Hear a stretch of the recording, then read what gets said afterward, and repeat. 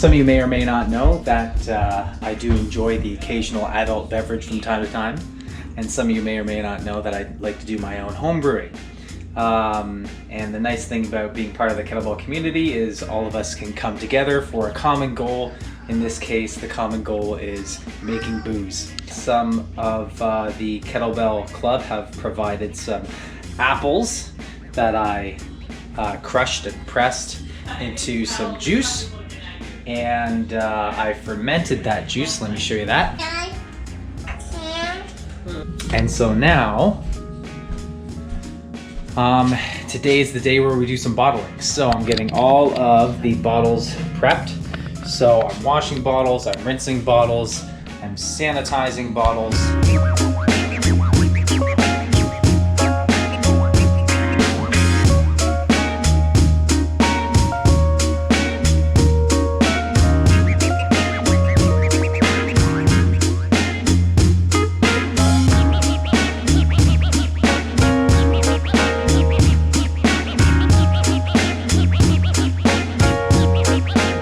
There's two things that I have to do before I bottle. A, I have to add wine conditioner, which will just bring up the sweetness, and I've got to do that by taste, essentially. But usually you're doing 1 to 2 ounces per gallon of that. Wine sweetener is a non-fermentable sugar, so when you add it, it's not going to continue to be fermented.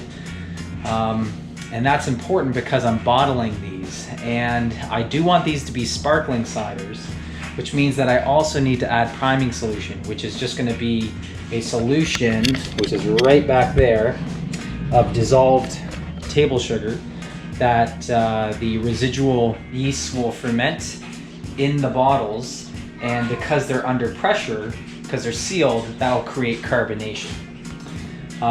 The only trick is that basically I have to add the wine sweetener first to get the amount of taste sweetness right, and then just dump in the priming solution and hope that it's an appropriate amount and that the bottles won't explode.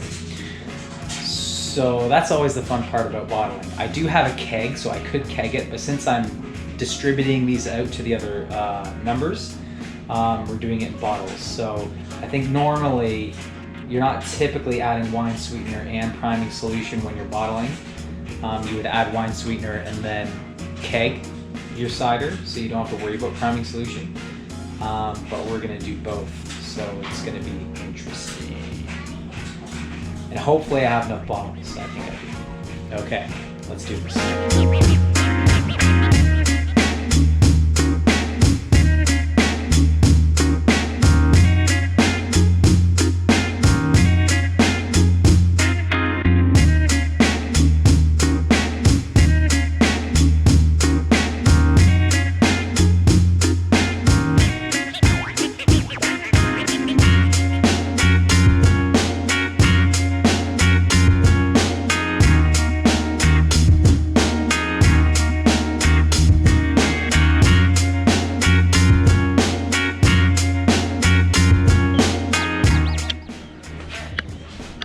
Well, it's looking like a pretty full bucket, and it's never a successful bottling day unless you get a little bit on yourself. Such is life. Okay, so now I gotta add my wine sweetener.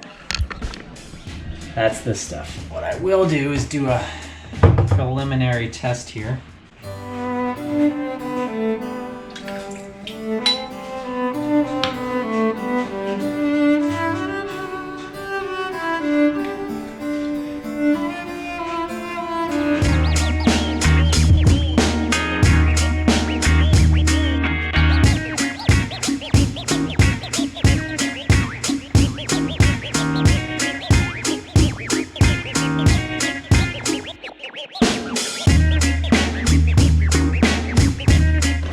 Worried I won't have enough bottles.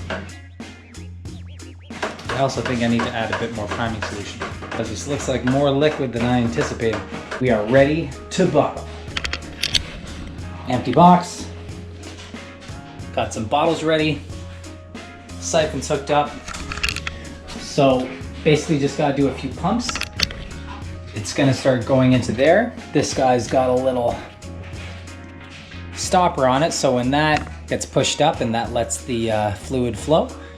And then when I pull this out, then it'll lock and keep the cider from flowing out again.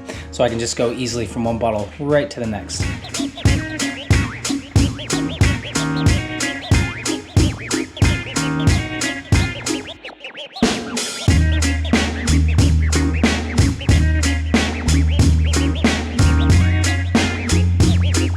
Okay, done bottling. Got one case there, one case here. These are all about a pint each. So anywhere from 450 to 500 ml bottles. And then I got some larger ones left, and then I ran out of bottles, but you can do the old pop bottle trick. It works just as well. So those are gonna sit for about 3 to 6 months. And then they'll be ready to consume. So that's a day of bottling. Now I have to clean everything up. Hope it was educational. See you guys later.